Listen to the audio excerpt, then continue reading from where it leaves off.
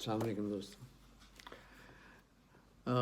Many saga پہ جب میں نے کام کرنا شروع کیا، 50 لفظوں کی یہ کہانی ہے، تو ایک لاہور کے معروف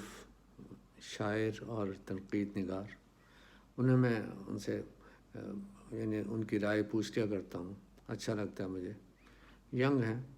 میرے مقابلے میں کافی۔ تو انہوں نے کہا کہ نہیں، مجھے کچھ اچھا نہیں لگا یہ آپ کا اس طرح سے اس پہ کام کرنا، 50 لفظوں کی کہانی پہ 1986 میں جس کا ناول چھپا ہوا ایک سیریس نوعیت کا، اور وہ اس طرح سے یہ کام کرے تو ترتیب کچھ ٹھیک نہیں بنتی، یہ لگتا ہے آپ تھک گئے ہیں یہ سارا کام کر کے۔ اور یہی ان کی اسٹریٹ فارورڈنیس ہے جس کی وجہ سے میں کافی عمر میں ان سے بڑا ہونے کے باوجود میں ان سے مشورہ بھی لے لیا کرتا ہوں۔ تو مقصد یہ کہ بات تو ترتیب کی، میں نے انہیں کہا کہ ہاں ٹھیک ہے، بات آپ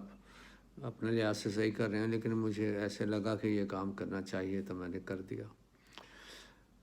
تو کہنے کا مقصد یہ ہے کہ بعض اوقات ضروری ترتیب ہے جو اس میں نثر نگاری میں یا ویسے ادب لکھنے میں، وہ ضروری نہیں کہ فالو کی جائے یا فالو ہو جائے ہر کسی کے ساتھ۔ بالعموم یہ ہوتا ہے کہ افسانہ پہلے لکھا جاتا ہے اور اس کے بعد ناولسٹ بنا جاتا ہے۔ میرے ساتھ کچھ کام الٹا ہو گیا، میں نے ناول 86 میں لکھا اور 1986 میں چھپ گیا، اور 2020 میں میری پہلی افسانوں کی کتاب میں اور انجیر آئی۔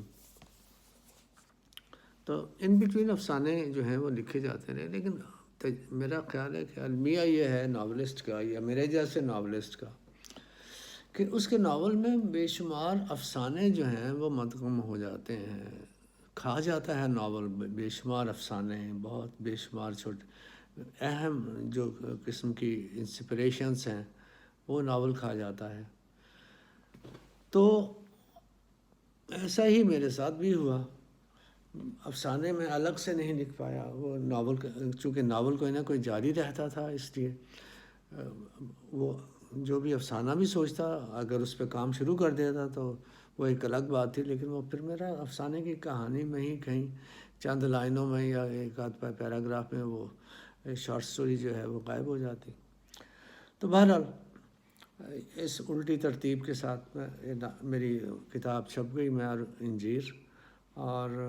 اس کے بارے میں عاصم بٹ صاحب نے جو اپنے خیالات کا اظہار کیا ہے میں وہ پیش کرنا چاہ رہا ہوں، متعارف کرانا چاہ رہا ہوں، کیونکہ میری کتابیں ویسے ہی میری ساری کتابیں ہی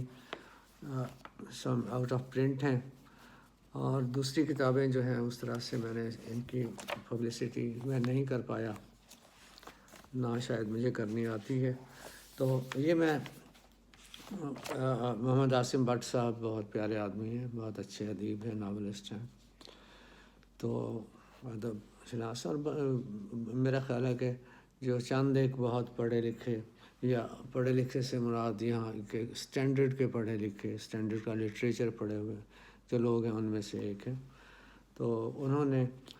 میری اس کتاب کے بارے میں جو اپنے خیالات کا اظہار کیا وہ میں تھوڑا آپ کو پڑھ کے سنا دیتا ہوں کہ فیاض ظفر کی نثر ان کے فکشن کی تکنیک کی مناسبت سے سادہ لیکن اندر ہی اندر گتھی ہوئی، رواں اور تناؤ سے پاک ہے۔ انہوں نے نثر کو بنانے سنوارنے کی شاعرانہ کوشش نہیں کی، نہ اس میں تشبیہات و استعارات اور پرشکو الفاظ سے آرائش و زیبائش کا تکلف کیا ہے۔ یہ ان کے ذاتی مزاج کی مانند صاف ستھری اور براہ راست ہے، جبکہ یہ سادگی اور گہرائی مطالعے کی کثرت اور تجربے کی فراوانی کے بغیر ممکن نہیں ہے۔ آپ کے مطالعے کا دائرہ چونکہ اردو سمیت انگریزی میں لکھے ہوئے ادب تک پھیلا ہوا ہے، اس لیے اس میں ایک دلکشی اور نویکلا پن کسی ظاہری رکھ رکھاؤ کے بغیر پیدا ہو گیا ہے۔ یہ ایسی نرم خو اور زرخیز نثر ہے کہ جس میں سے ایک اعلیٰ بیانیہ کا انکھوا پھوٹ سکتا ہے۔ فیاض ظفر نے صلہ و ستائش کی خواہش کو پورا کرنے کے لیے میڈیائی میل ملاپ جیسے رائج مشغلوں میں اپنی توانائیاں صرف نہیں کیں، ادبی منظرنامے کی ہاؤ سے دور رہتے ہوئے خاموشی سے اس نثر کی عمارت تعمیر کی اور اس کی نوک پلک سنوارتے رہے۔ فیاض ظفر نے عمر عزیز کا بڑا حصہ معیاری عالمی فکشن کے مطالعے میں صرف کیا، اس لیے آپ کے فکشن میں ایک عالمی شہری کی سی بلوغت اور وسعت نظری پیدا ہو گئی ہے، جس سے آپ کی تحریر پڑھنے کا لطف دوبالا ہو جاتا ہے۔